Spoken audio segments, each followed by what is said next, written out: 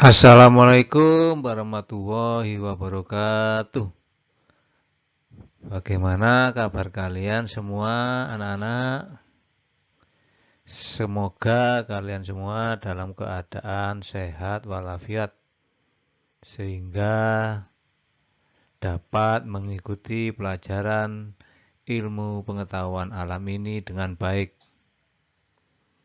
Baiklah, sebelum kita mulai, mari kita bersama-sama berdoa sejenak.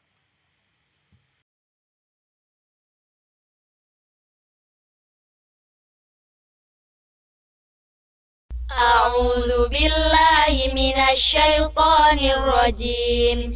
بسم الله الرحمن الرحيم.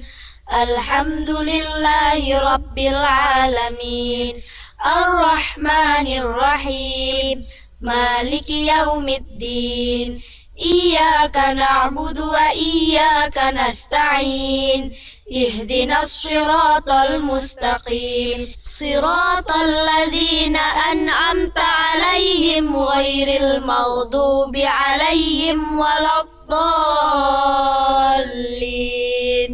آمين. رضيت بالله ربا وبالإسلام دينا وبسيدنا محمد نبيا ورسولا ربي زدني علما وارزقني فهما اللهم فقهني في الدين وعلمني التأويل برحمتك يا عليم يا رب العالمين. Sebelum menginjak ke materi, jangan lupa menjalankan protokol kesehatan. Di antaranya memakai masker, cuci tangan dengan menggunakan sabun, jaga jarak fisik, perilaku hidup bersih dan sehat.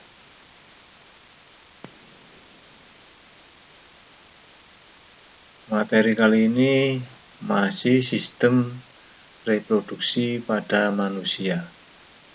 Tujuannya, peserta didik dapat memahami fase-fase dalam siklus menstruasi.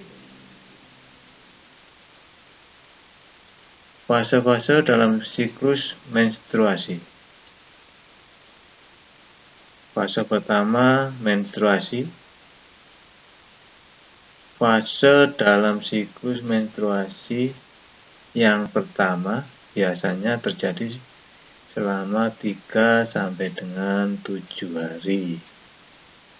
Nah, pada masa ini lapisan dinding rahim luruh menjadi darah menstruasi.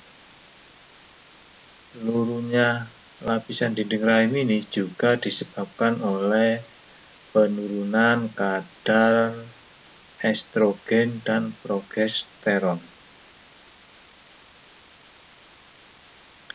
Fase berikutnya praovulasi. Pada praovulasi, lapisan dinding rahim yang luruh akan mulai menebal kembali. Proses penebalan rahim dipicu oleh peningkatan hormon estrogen dan progesteron. Fase berikutnya ovulasi. Pada fase ini terjadi pelepasan sel telur dan terjadi kira-kira 14 hari sesudah menstruasi.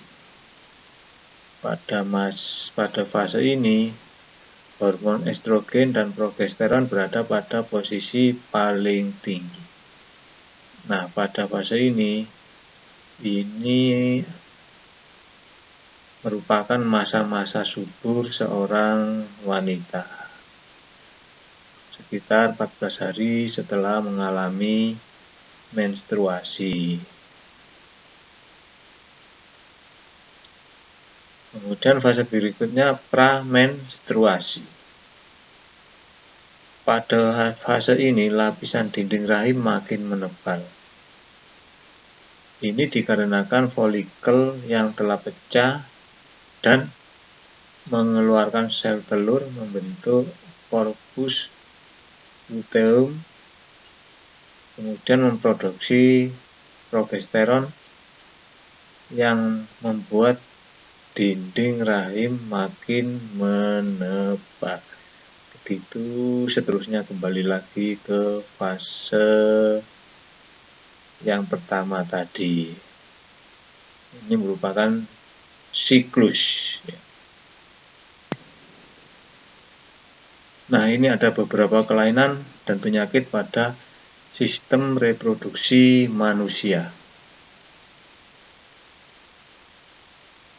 A. Gonore atau kencing nanah adalah keluarnya nanah pada saluran urin yang disebabkan oleh bakteri Neisseria gonorrhoeae. Yang B. Ada chlamydia, infeksi saluran urin yang ditandai dengan rasa sakit ketika buang air kecil. Penyebabnya yaitu bakteri Chlamydia trachomatis. Yang C. Ada sifilis yang dikenal dengan nama Raja Singa. Adalah infeksi pada alat kelamin yang ditandai timbulnya benjolan. Penyakit ini disebabkan oleh bakteri Treponema pallidum. Yang D. Ada herpes genital. Adalah munculnya bercak-bercak darah yang bergerombol di permukaan kulit kelamin. Penyakit ini disebabkan oleh virus yang bernama herpes simplex. Herpes simplex. Berikutnya adalah candidiasis vagina, lebih dikenal dengan keputihan yang menyerang pada wanita. Adalah keluarnya lendir berwarna putih seperti susu. Nah, penyakit ini disebabkan oleh jamur Candida albicans.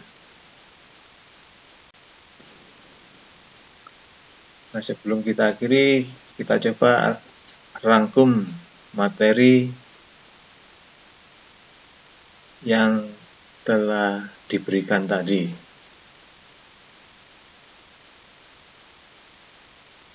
Nah, fase-fase dalam siklus menstruasi terdiri dari menstruasi, praovulasi, ovulasi, pramenstruasi. Kembali lagi ke menstruasi, praovulasi, ovulasi, pramenstruasi. Itu siklus dari fase menstruasi.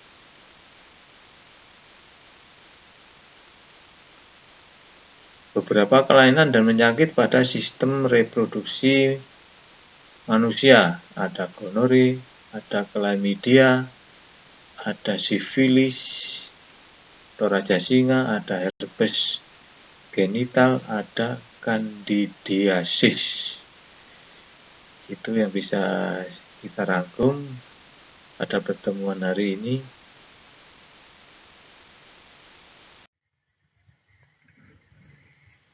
Nah, untuk materi berikutnya nanti akan kita pelajari materi tentang reproduksi pada tumbuhan dan hewan. Reproduksi pada tumbuhan dan hewan. Sebelum kita akhiri pelajaran kali ini, mari kita bersama-sama sejenak melakukan doa penutup.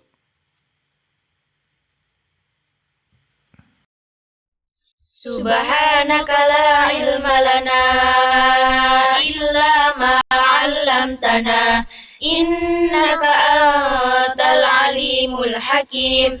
Allahumma anfa'na بما علمتنا وعلمنا ما ينفعنا واهدنا لأحسن الأخلاق فإنه لا يهدي لأحسنها إلا أنت اللهم اغفر لمشايخنا ولمن علمنا وارحمهم وأكرمهم برضوانك العظيم في مقعد الصدق عندك يا أرحم الراحمين. Sekian dulu anak-anak. Semangat berdoa dan belajar akan membuat kalian sukses. Wassalamualaikum warahmatullahi wabarakatuh.